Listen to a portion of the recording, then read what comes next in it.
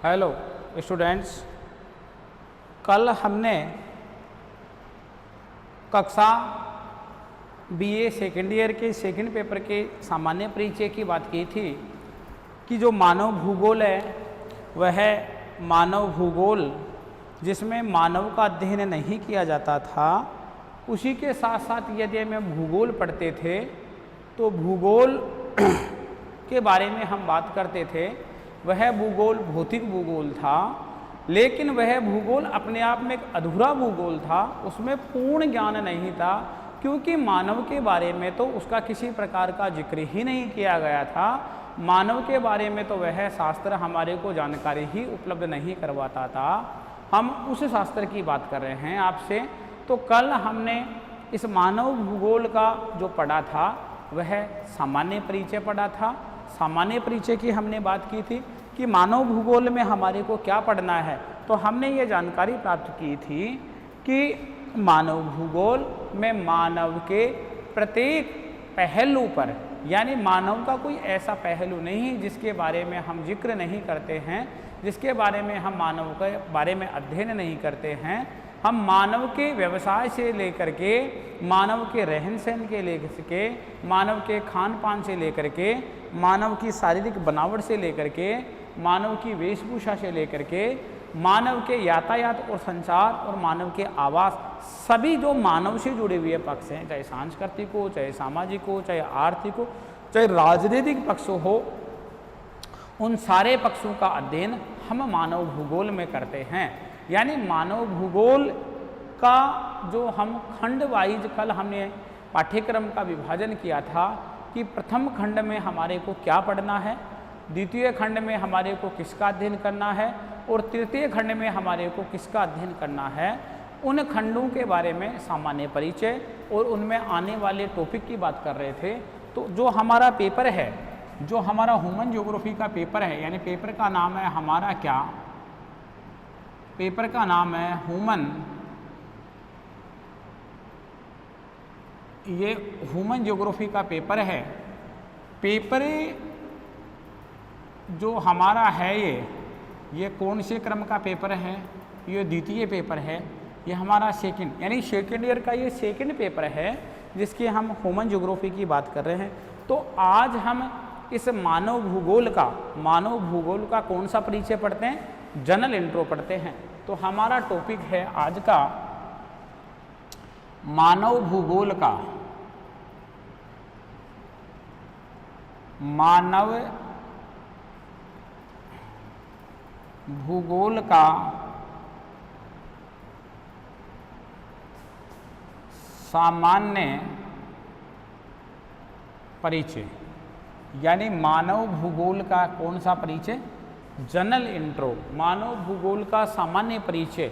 यानी हम कैसे जानें कि इसी भूगोल को हम मानव भूगोल कहते हैं, इसकी जिक्र हम मानव भूगोल के रूप में करते हैं। ऐसे कौन कौन से तत्वों के अध्ययन करेंगे। हम पहले खंड में हम बात कर रहे थे मानव भूगोल की परिभाषा, मानव भूगोल के उद्देश्य, मानव भूगोल का विषय क्षेत्र। तो मैं उसी परिभाषा वाले टॉपिक, उद्देश्य वाले टॉपिक और विषय क्षेत्र वाले टॉपिक को मैं आज पिक कर रहा हूँ। यहाँ पर मैं उसके बारे में मैं आपसे जिक्र करना चाह रहा हूँ। तो वह है मानव भूगोल का कौन सा परिचय, मानव भूगोल का सामान्य परिचय। मानव भूगोल का स्वतंत्र विषय के रूप में जो विकास, किसका, भूगोल का स्वतंत्र विषय के रूप में जो विकास का जो प्रारंभ है, यानी मानव भूगोल का स्वतंत्र विषय के रूप में, भूगोल का स्वतंत्र विषय के रूप में विकास। देखिए आप फैक्ट देखिए, भूगोल का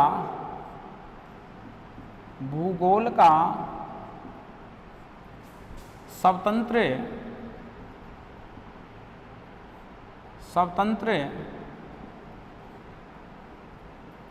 विषय के, भूगोल का स्वतंत्र विषय के रूप में, भूगोल का स्वतंत्र विषय के रूप में विकास प्रारंभिक विकास प्रारंभिक ग्रीक, प्रारंभिक ग्रीक, ग्रीक, यूनानी,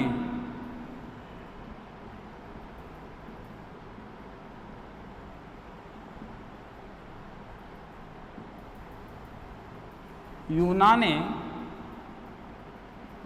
भूगोलवेताओं, यानी भूगोल का स्वतंत्र विषय के रूप में प्रारंभिक विकास ग्रीक यूनानी जो भूगोलवेता थे, कौन से भूगोलवेता? यूनानी भूगोलवेताओं के कार्यों के साथ प्रारंभ हुआ। वेताओं के कार्यों के साथ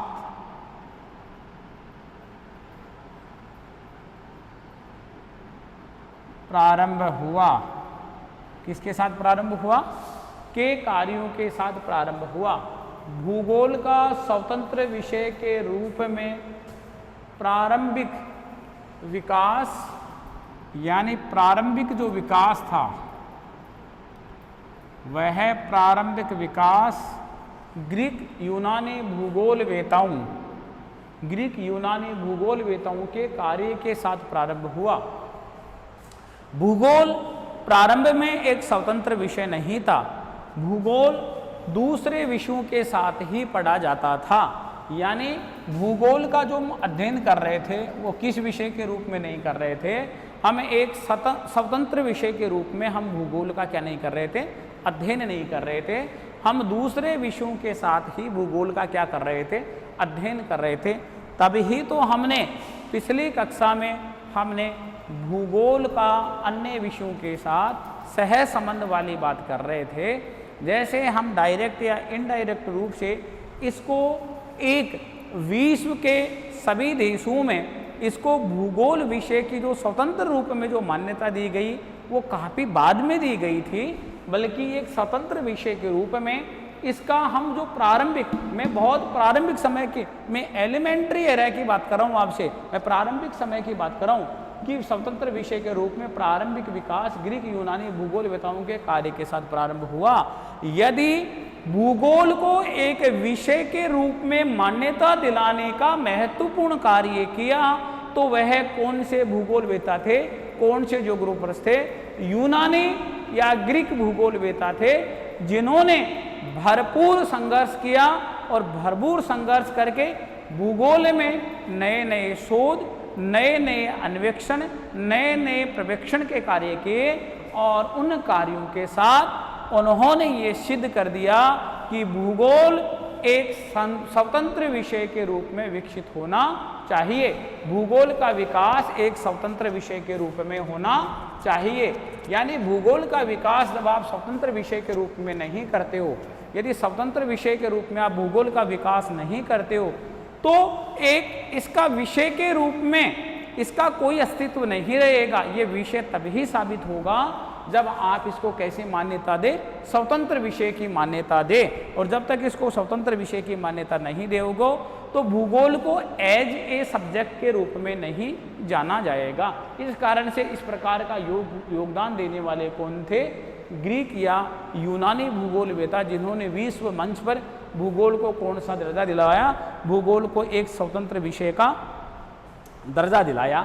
मैं आगे बढ़ाता हूं इसी टॉपिक को, यानी भूगोल शब्दावली का, भूगोल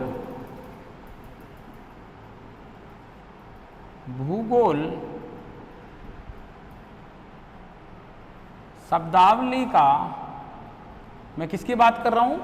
मैं बात करूं आपसे भूगोल की शब्दावली, यानी भूगोल वोकैबुलरी, भूगोल शब्दावली का सर्वप्रथम प्रयोग, यानी भूगोल शब्दावली का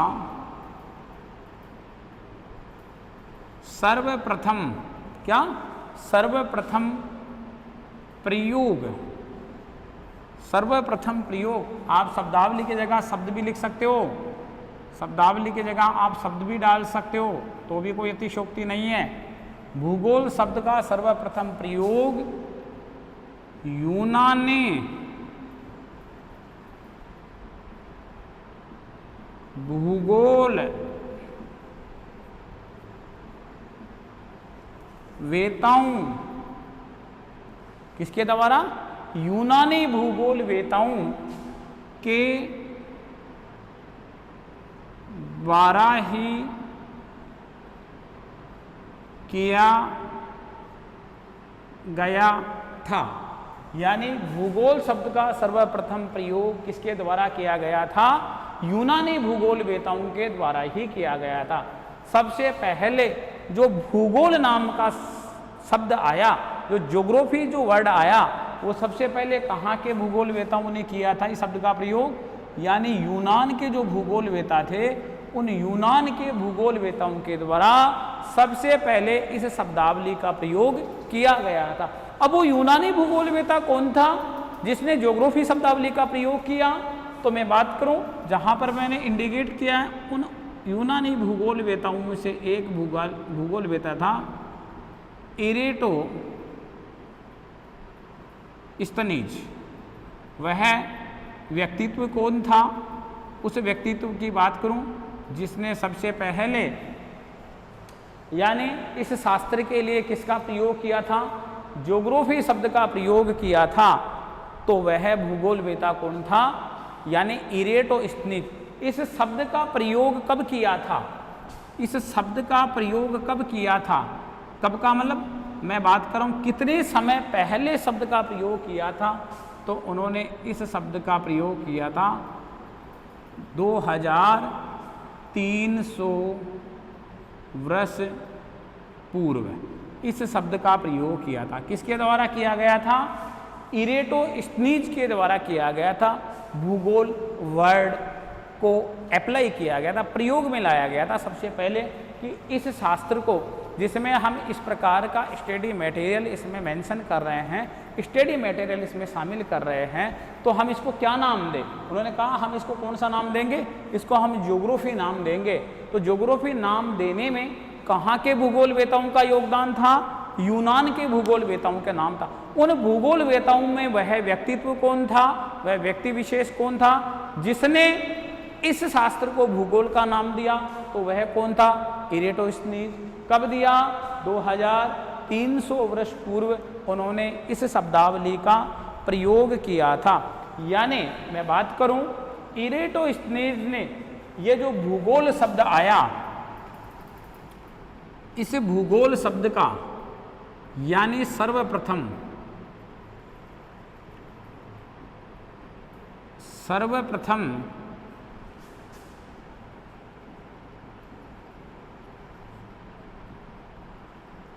भूगोल शब्द का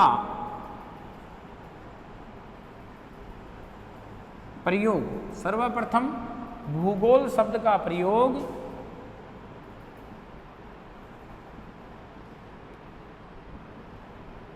इरेटोस्थनीज द्वारा, किसके द्वारा? इरेटोस्थनीज द्वारा अलेक्जेंड्रिया मिस्र में किया गया था। सबसे पहले कहां पर किया गया था इसका प्रयोग?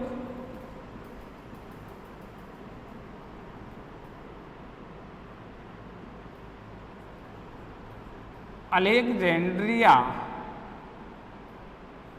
मिस्र में, अलेक्जेंड्रिया मिस्र में शब्द का प्रयोग इरेटोस्थनीज द्वारा अलेक्जेंड्रिया मिस्र में किया गया था।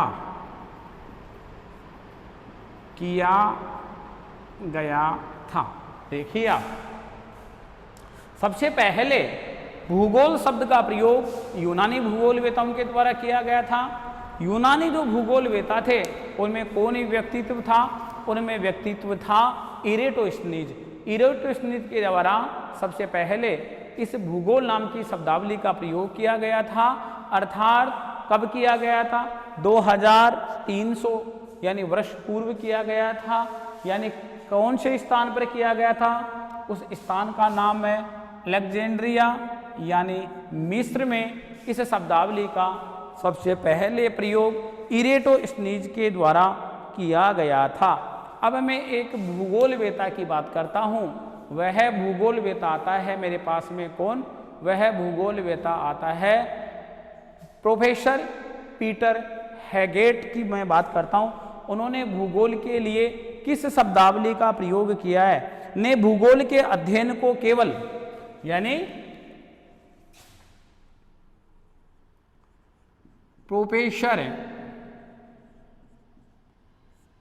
पीटर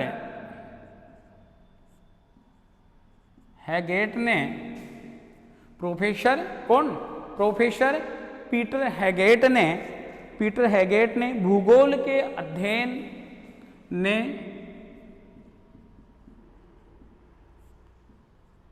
भूगोल के, यानी किसका अध्ययन? यानी पीटर हैगेट किसकी बात कर रहा है? पीटर हैगेट किसकी बात कर रहा है? भूगोल के अध्ययन को केवल पृथ्वी का अध्ययन के अध्ययन को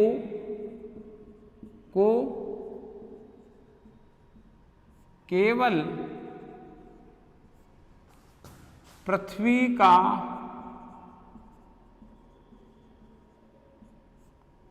अध्ययन, यानी प्रोफेसर पीटर हैगेट ने भूगोल के अध्ययन को केवल पृथ्वी का अध्ययन न मानकर इसमें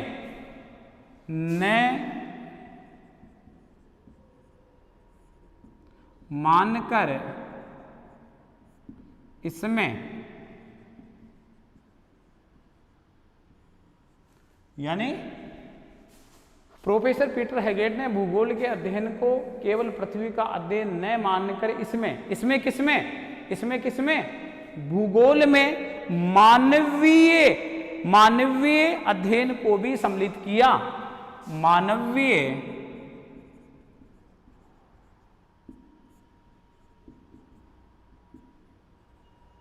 अध्ययन को भी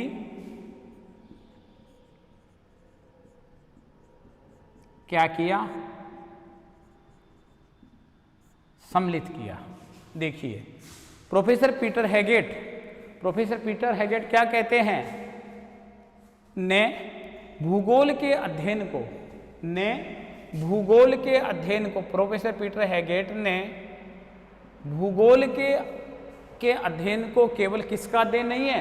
यानी पीटर हैगेट ये कहते हैं कि भूगोल केवल पृथ्वी का अध्ययन नहीं है, भूगोल केवल भौतिक तत्वों का अध्ययन नहीं है, भूगोल में और भी ऐसे पक्ष हैं जिनका अध्ययन किया जाता है।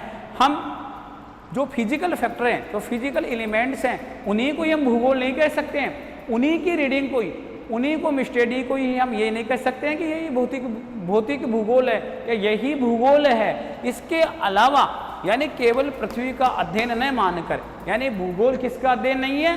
केवल ओनली अर्थ का अध्ययन नहीं है। तो फिर किसका अध्ययन है भूगोल? इसमें मानवीय अध्ययन को भी शामिल किया गया है। यानी आप पृथ्वी का तो अध्ययन करें, लेकिन उस अध्ययन के साथ साथ आप कौन से अध्ययन को भी शामिल करें? आप उसमें मानवीय अध्ययन को भी शामिल करें, आप मानव के प्रत्येक पक्ष के अध्ययन को भी शामिल करें, तभी ही ये भूगोल नाम का एक जो विषय है, एक subject as a subject, geography as a subject के रूप में अपने आप में परिपूर्ण या पूर्ण विषय के रूप में ये संबोधित हम इसको कर सकते हैं या इसको विषय कह सकते हैं। यदि आप अकेले केवल इसमें पृथ्वी का अध्ययन कर रहे हो, केवल पृथ्वी का अध्ययन कर रहे हो, तो ये तो अधूरा शास्त्र है, ये तो पूरा शास्त्र है ही नहीं। तो फिर किसका अध्ययन करें? कब बने ये पूरा विषय भूगोल? हम इसमें किसको शामिल करें? यानी ह्यूमन स्टडी को भी शामिल करें। हम किसको शामिल करें? मानवीय अध्ययन को भी शामिल करें। तो भूगोल अपने आप में कौन से विषय के रूप में शामिल होगा? भूगोल अपने आप में एक मानव भूगोल विषय के रूप में भी यानी साबित होगा। अगले जो हमारे पास में जो भूगोलवेता आ रहे हैं, उन हम भूगोलवेता की बात करें। पिछले दिनों हम स्ट्रेबो, तो स्ट्रेबो कौन से संप्रदाय से हैं? स्ट्रेबो रोमन संप्रदाय के अग्रणी भूगोलवेताओं में शामिल हैं। स्ट्रेबो के अनुसार भूगोल बचे हुए पृथ्वी का विवरण है। स्ट्रेबो महोदय क्या कहते हैं? स्ट्रेबो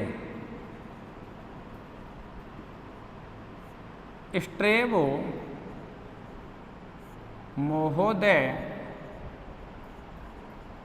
के अनुसार, स्ट्रेबो किसके अनुसार, किसके अनुसार, स्ट्रेबो महोदय के अनुसार भूगोल बसे हुए, यानी भूगोल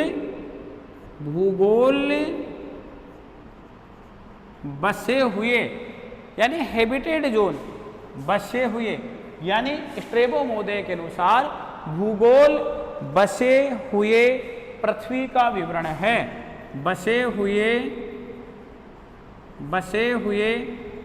पृथ्वी का, बसे हुए पृथ्वी का विवरण है।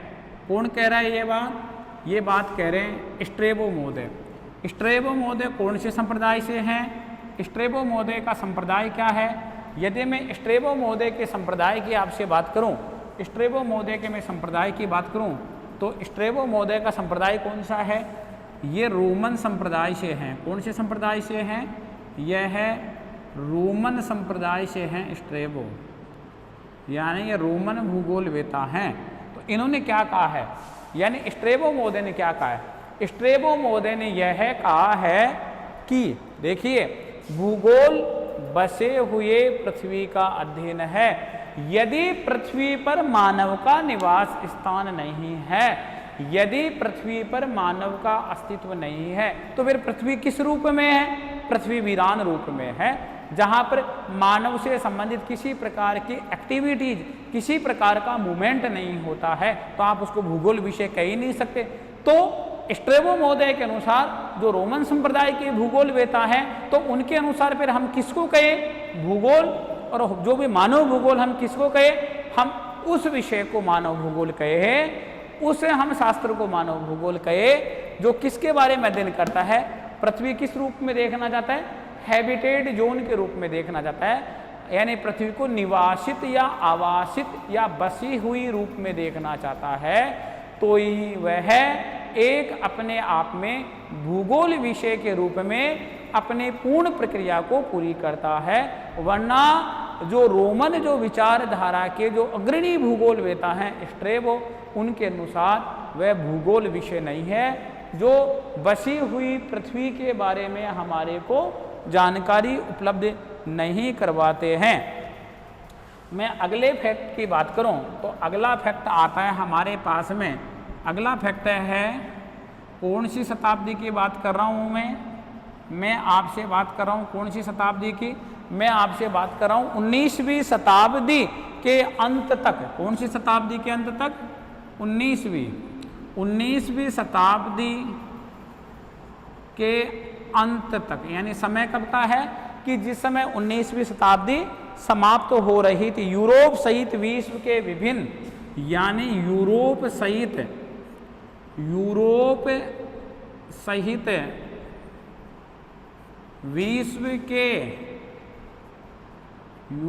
सहित विश्व के, यानी मैं कहाँ की बात कर रहा हूँ? इसमें यूरोप भी शामिल है। कौन सा महाद्वीप शामिल है? जिसमें यूरोप महाद्वीप भी शामिल है। यूरोप सहित विश्व के विभिन्न विश्वविद्यालयों में 19वीं शताब्दी के अंत तक यूरोप सहित विश्व के विभिन्न विश्वविद्यालय यानी यूनिवर्सिटीज में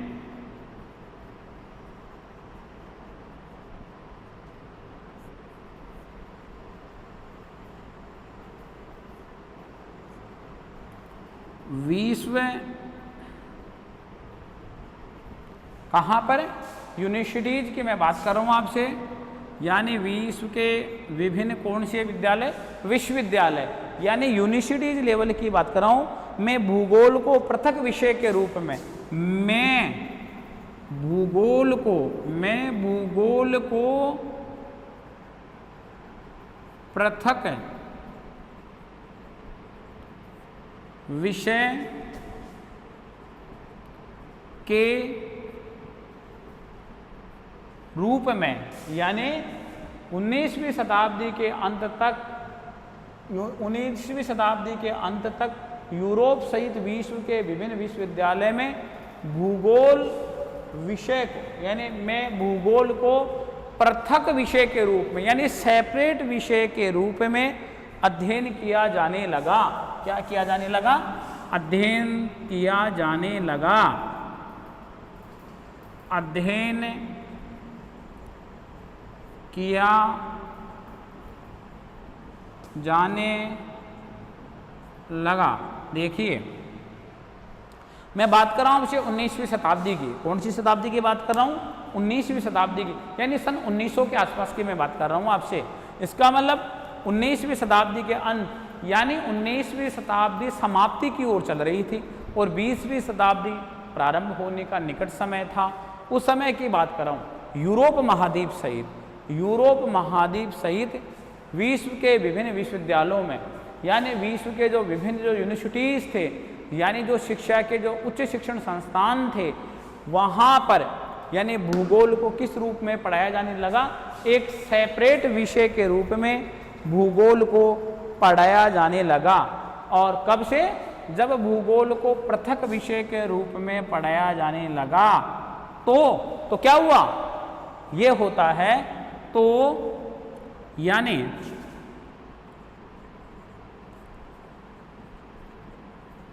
इसी दौरान भूगोल में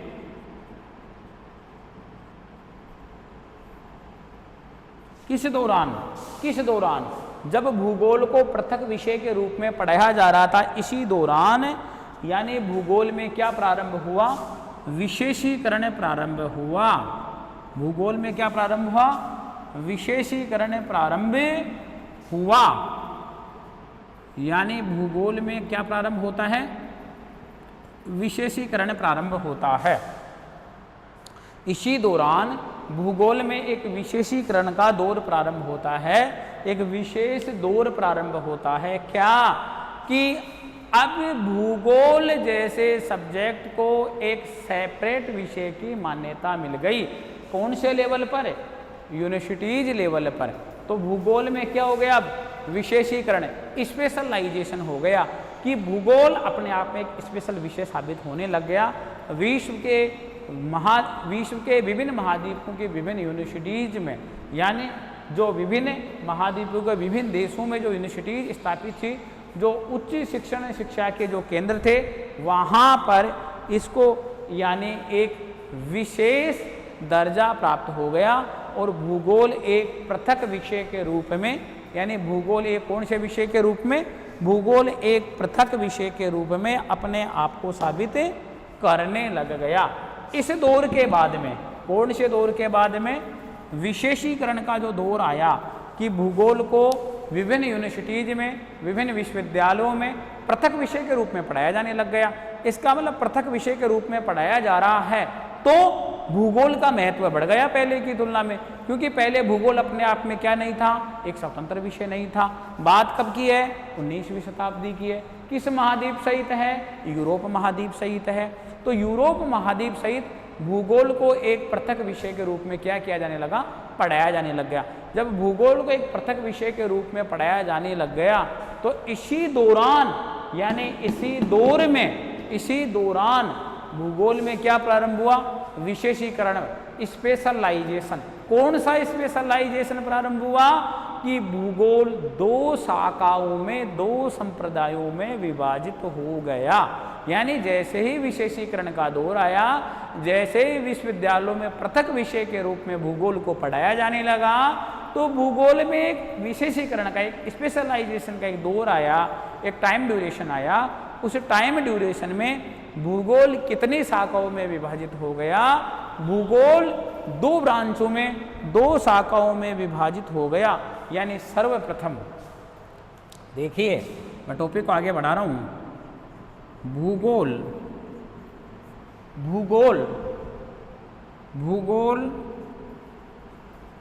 सर्वप्रथम, यानी भूगोल सर्वप्रथम कितनी शाखाओं में?